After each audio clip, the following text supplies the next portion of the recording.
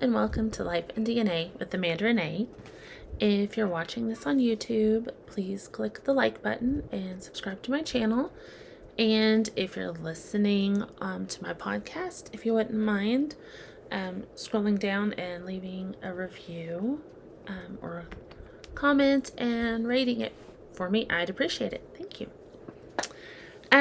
Today I wanted to kind of wrap up the thing I talked about last week.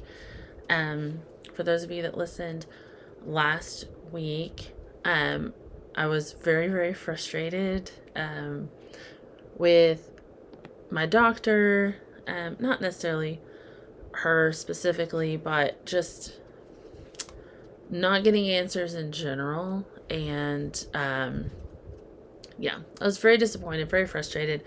I waited months and months and months to get tests and results and answers, and so I was very just kind of frustrated with all of that.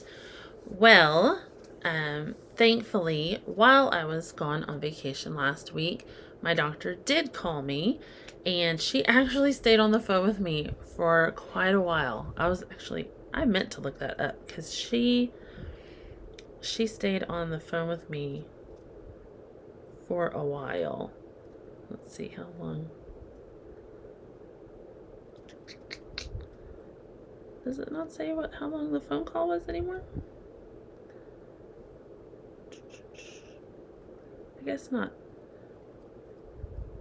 Anyway, we were on the phone for at least 15-20 minutes.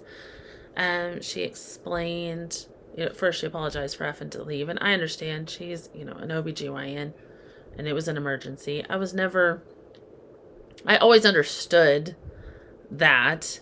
It was just frustrating for me personally. But she called me back and talked to me at length and answered my questions.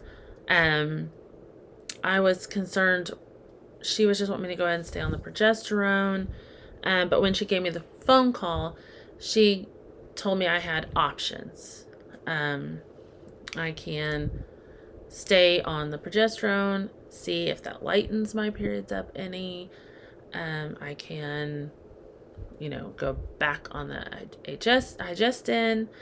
I could have a hysterectomy if I wanted. Like, she was just telling me an IUD, which she's always kind of suggesting. I don't want that. So she gave me my options, and I told her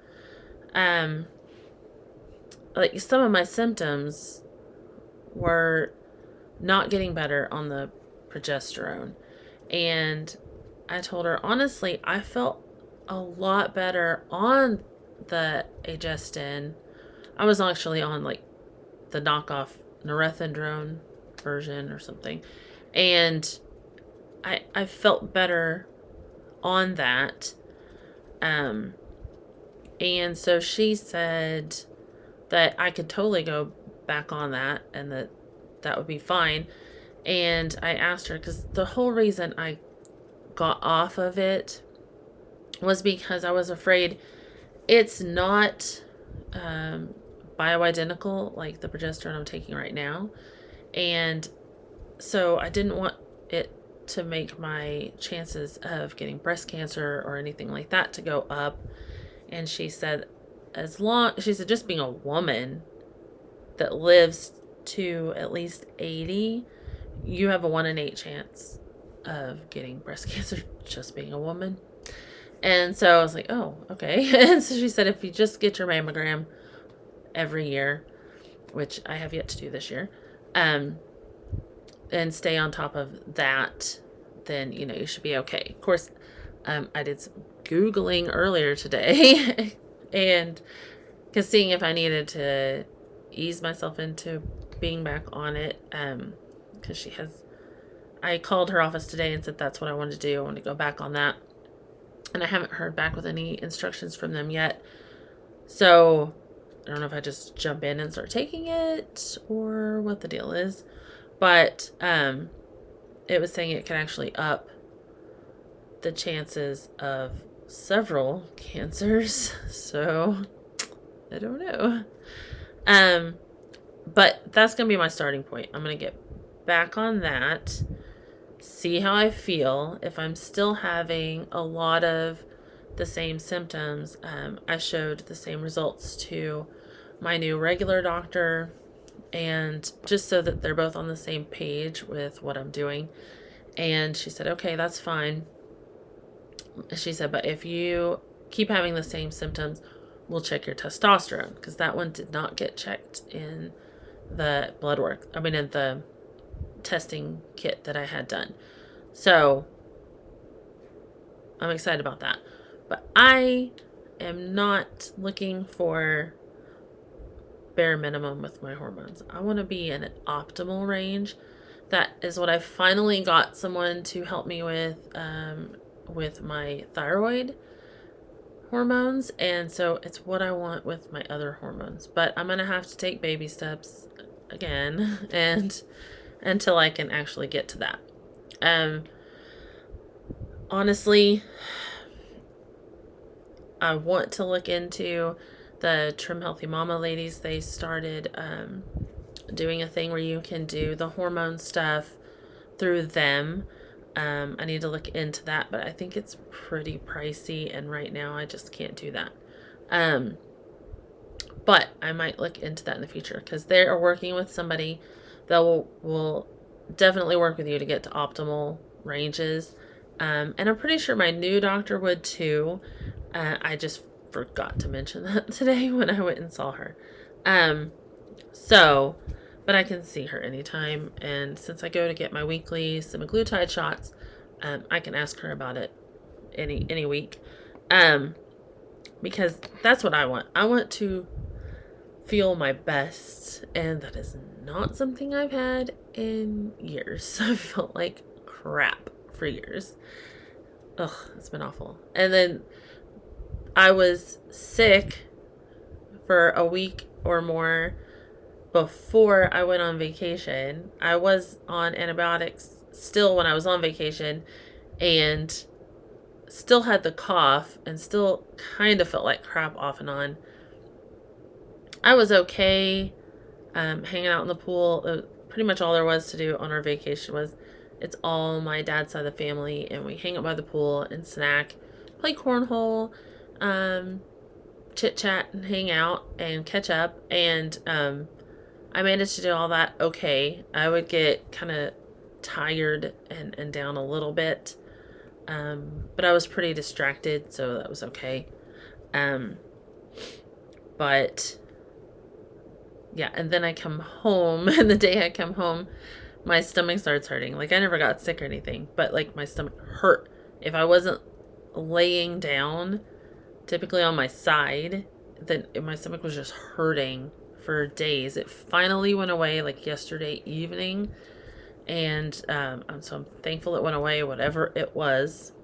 I did have a cousin that was sick, and while we were up there, he and I both thought it was something that he ate, or maybe that he was, having a few beers on an empty stomach, but maybe it wasn't. I don't know.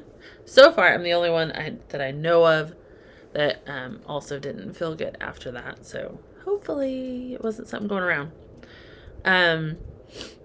Oh, and speaking of the semaglutide shots, officially I've lost 20 pounds. That's even on the doctor's scale. So I'm so excited about that. That means that by Christmas, I could be at goal weight if I keep going like this. And even the nurse that was going to give me the shot today, she was like, that's really impressive, because you've even stayed on the lowest dose. Like, you haven't, because I haven't gone up. I want to do it slow and steady. I want my skin and everything to be able to keep, being caught up. I don't want wrinkles or loose skin or anything like that. I am not in a race to dump this weight. I want to just lose it slow, and I don't want to, mess anything up. I do believe, when I was talking to my sisters this week, I do think that maybe they think I'm cheating by doing the shots. I don't believe that at all personally, because one, the GLP-1s are something your body makes, but not all of us make it, or make it in the right amounts, or our receptor sites are off, something's going wrong. And like I've said many times, I have thyroid, I have Hashimoto's, low thyroid, and that, from what I've discovered, listening to different doctors and things, that automatically means you have a blood sugar issue. It's just not going to be an obvious, I'm not diabetic, I'm not pre-diabetic, but there's still an underlying blood sugar issue there. I mean, there's a reason why with thyroid issues, you balloon up like crazy. Like, I put on so much weight in a little amount of time when my thyroid started going crazy that it was creepy. I mean, it was just awful. And I have not been able to lose that no matter what I've done. So I don't see it as cheating. I see it as giving my body something it's needing that it hasn't been getting in the past. And obviously, because I'm actually losing the weight, I'm losing it low and steady. The side effects for me aren't bad anymore. There was a little bit of nausea at the beginning, but I've been on it since May, and this is July. So, I only had the nausea off and on for like a month and a half maybe. And even then it wasn't, she would give me nausea medicine and that would take care of it and it would be fine. I never actually got sick. So yeah.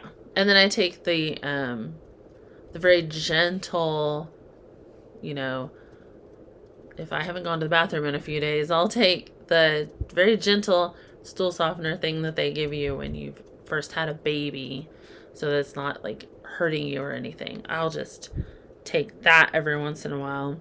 And sorry, I had a message on my watch. I will just take that and then I'm good. And so for me, it's just been awesome. And I'm excited to get down to goal weight. I am going to start trying to eat better though. That was really hard when I was sick, and it was really hard earlier this week when my stomach was hurting. I couldn't even focus on cooking.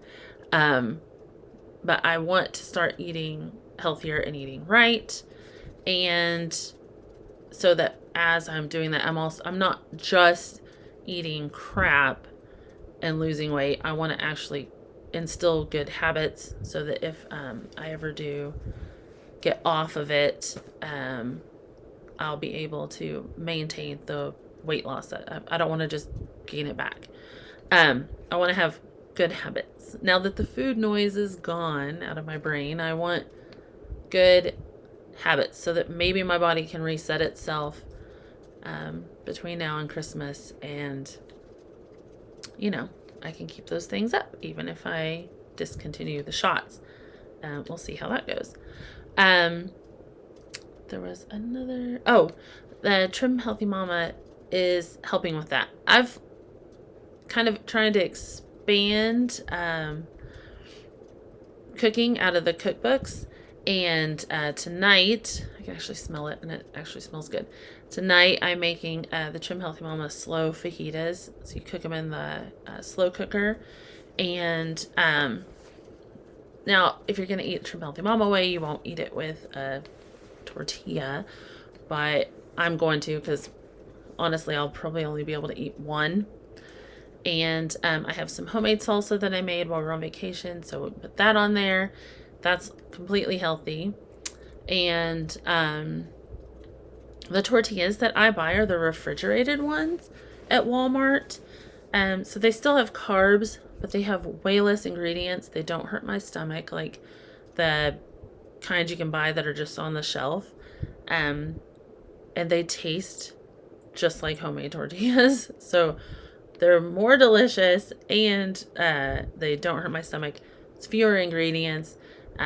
So at least it's a little bit healthier that way. And if I'm only eating, one or two, I don't worry about it because I have to eat one plain. just because I like flour tortillas. And then while I was on vacation, my sister and her husband were telling me that at Sam's, you can buy this already made and packaged butter chicken dish. And so they both work. So she said that they get it and they just heat up some naan bread and make some jasmine rice and have that for a quick dinner. And they said it's delicious. And it's an Indian dish, I believe. Well, I couldn't get to Sam's this week, but when I was looking through the Trim Healthy Mama cookbook, they had a recipe called butter chicken. They just twisted the name a little bit. And so it's their healthy take on that dish. So I bought everything to make that with the jasmine rice, the naan bread, already made naan bread. I have made that homemade before with my daughter in homeschooling. So might go, give that a try again and make it homemade sometime if we like this dish. I'm hoping so. And it sounded really good.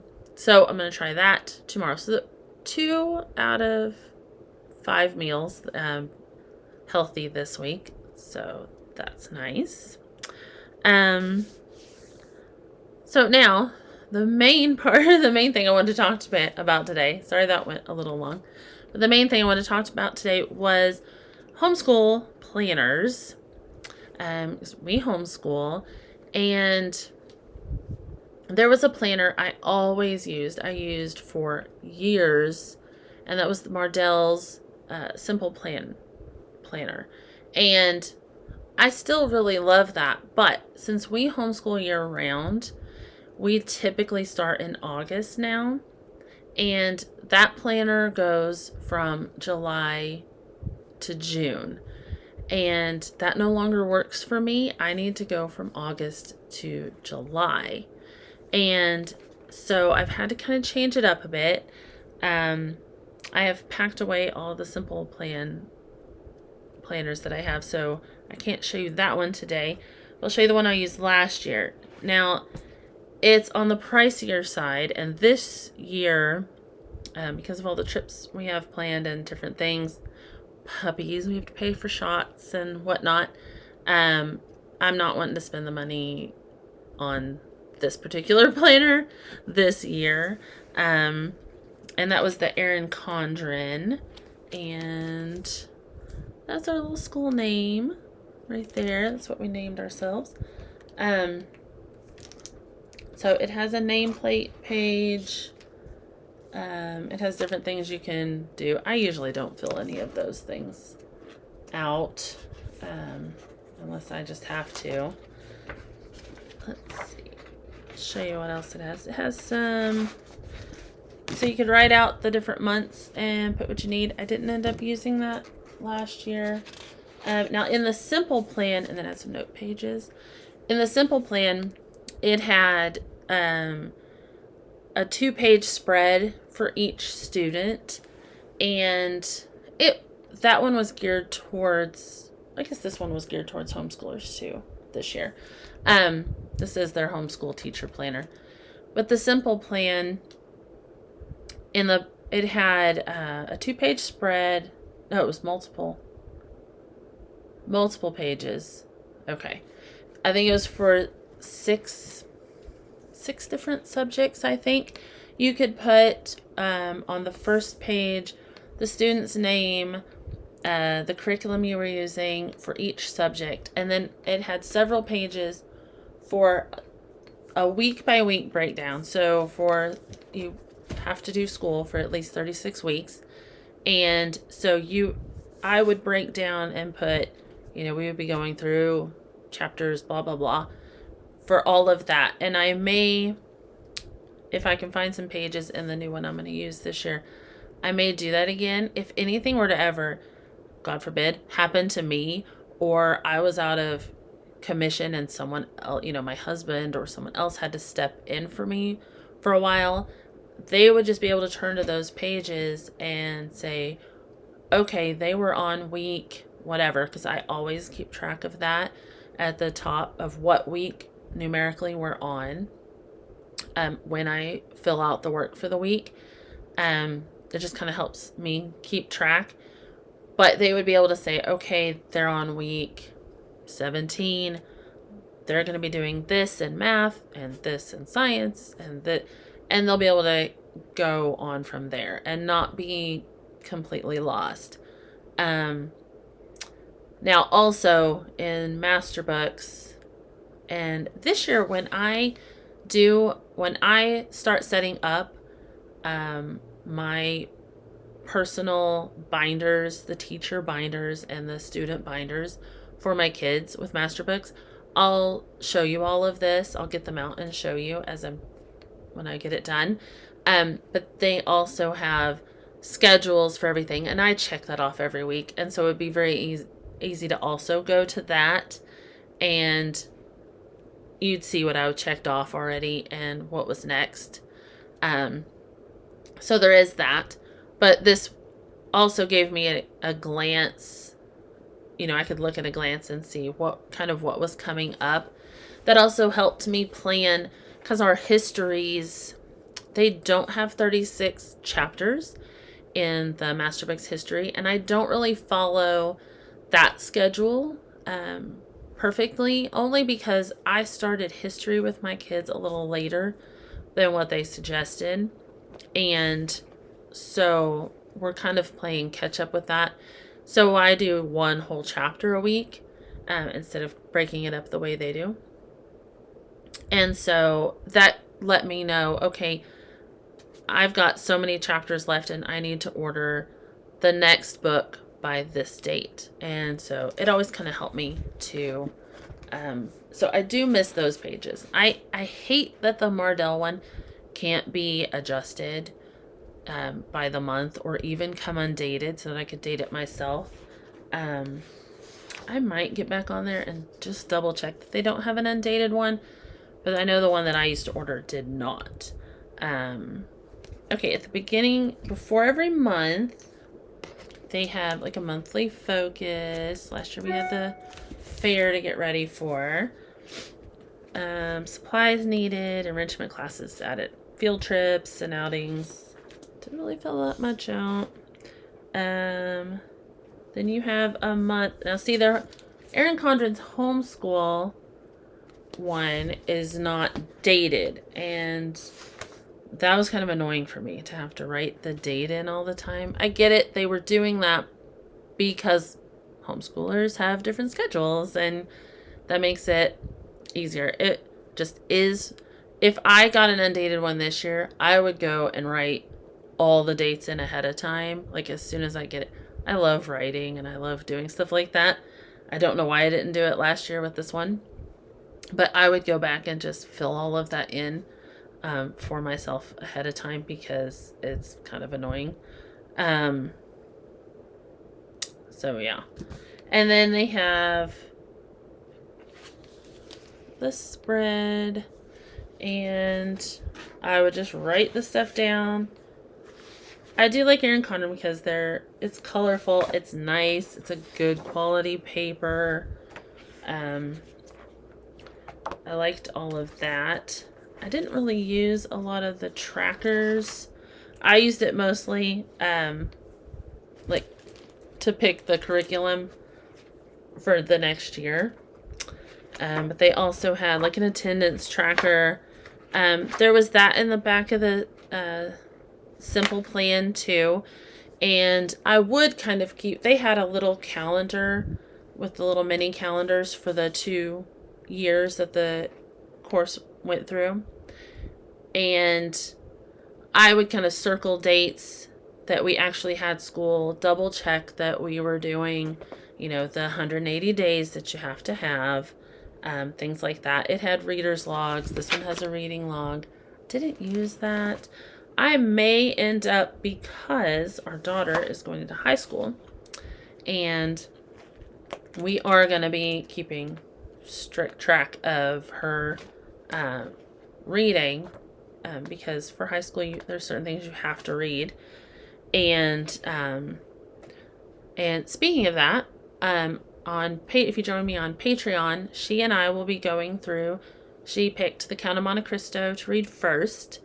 I think she wants to do Wuthering Heights after that. She hadn't really heard of it, and I was telling her about it the other day, and she kind of wished she could do it first, but I told her no. We're going to stick with Count of Monte Cristo.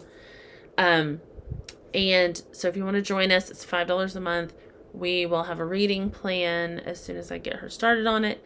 And we will do probably monthly podcast on it and discuss it and answer questions. And you can chat with us on there as well. So yeah, that's going to be fun. Or if your high schooler wants to join us, just like an extracurricular, it's just another level of, interacting and detail. I do think that having to take notes as she's going while she's reading, to have things to talk about at the end of the month when we do the video or the podcast, I think that's going to help her go a little deeper with the reading. And so I'm really excited about that. But you can pop into Patreon. It's under Life and DNA with Amanda Renee. And join us on there for that. I'm excited for that, actually. I'm excited for all of homeschooling. I mean, part of me is excited for the next couple of weeks to get the house back organized. My laundry room needs a lot of attention. I'm going to start on that this afternoon. And that needs a lot of attention. But I am excited about getting my binders done, getting their binders ready, jumping into new subjects, and doing all of that. Speaking of that, I had to order my son's geography because it wasn't finished. It just came out off the printers, I think, last month. And so I ordered that, and I will probably go into that on a video when I get it in. So look for that. It's on the Land of the Vikings or something like that. It sounded really interesting, but I'll do a video on that when it comes in. At the back of the Erin Condren one, it had a folder. Of course, they always have really great quality folders. She had a clear sheet protector, which I obviously did not use, and the wet erase back of the book. They also come with a little ruler that you can clip in. Now, last year I ordered separately this little clip in, and I used it to mark my place. So I used that a little bit, but mostly it just marked my place. I used a few of the other tabs occasionally, but mostly mine was, the month at a glance and the week we were on, because typically we're so busy that that's about all I have time to look at.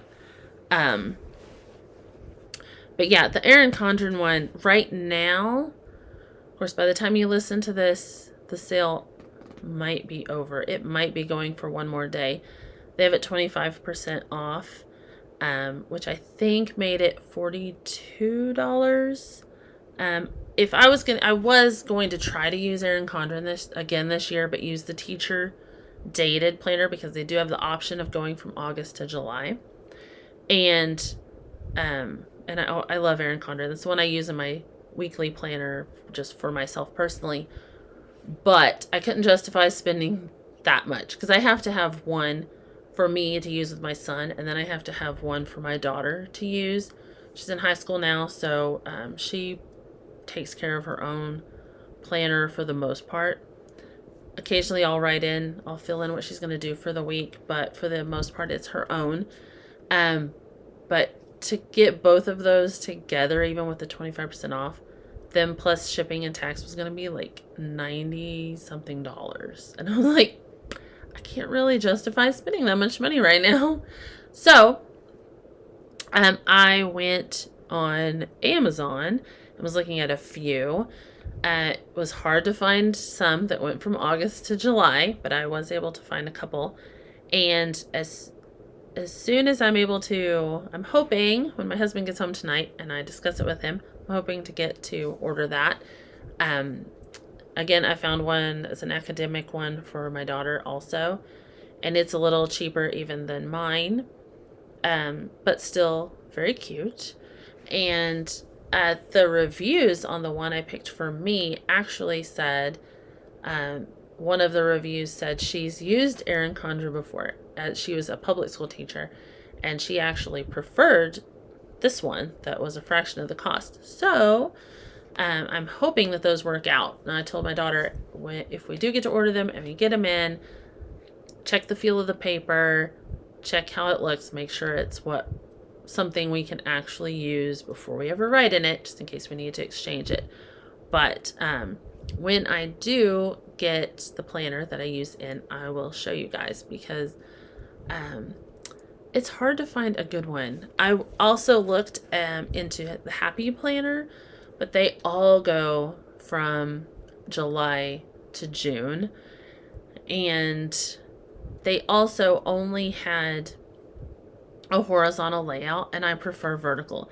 Now, last year with this Erin Condren, I had to go horizontal, where I had the date going down the page and then the subjects were across. I don't prefer that, because then I have to have the whole big planner open to see the day go all the way across. I prefer to have the subjects down the side and the days going down, and then I can have it in half and see my whole day, what we have to do. It's just neater for me. That's how the simple plan was worked out. It's how I was used to. So I found one that I can go back to using like that.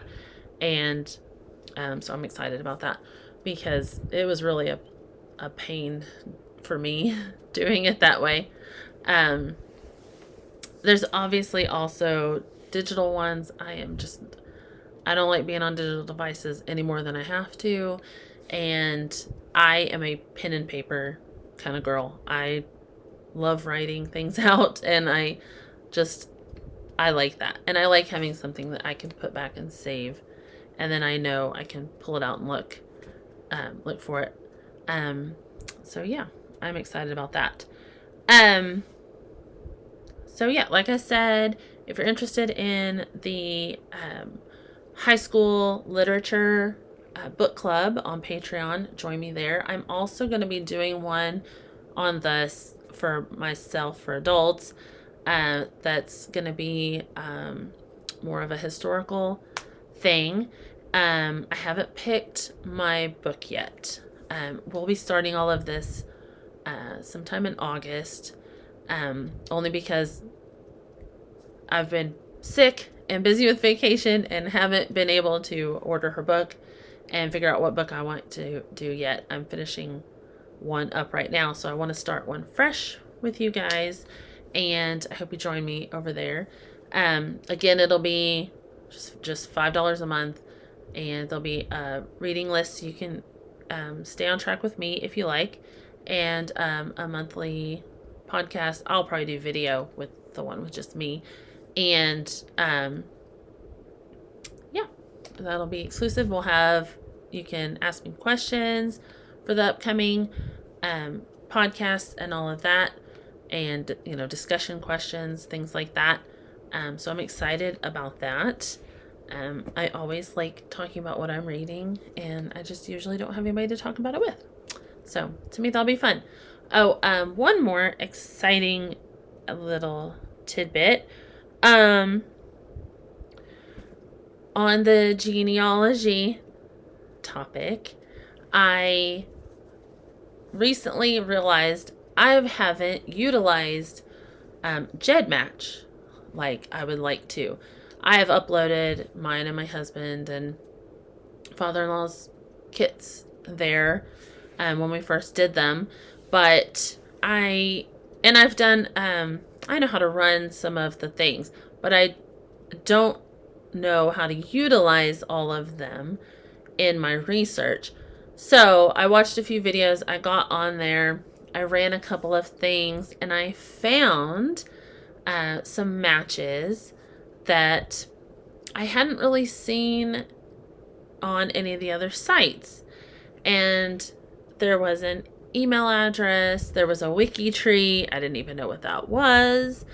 And so I went down a whole rabbit hole on these, a rabbit trail on these, this match, and actually got to email the lady, and we've been emailing back and forth, and found out they're related. It's her husband that's related to my husband. They're like second cousins, twice removed, I believe, and on my husband's mom's side. And but anyway, they have a family mystery, and so I'm offering to help them. I really, really, really, really hope that I get to, because I'm kind of as far as I can get for now on Walter's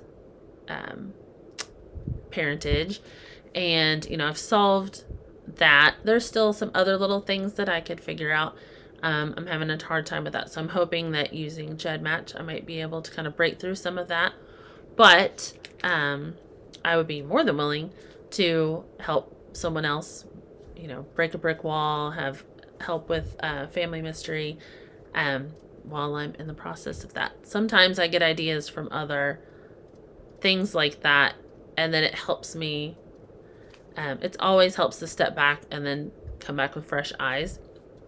So I'm excited about that, and I will keep everybody posted once I figure out what I'm doing on GEDmatch, and I find out anything interesting. I will definitely let y'all know, or let you kind of show you how you can do it also.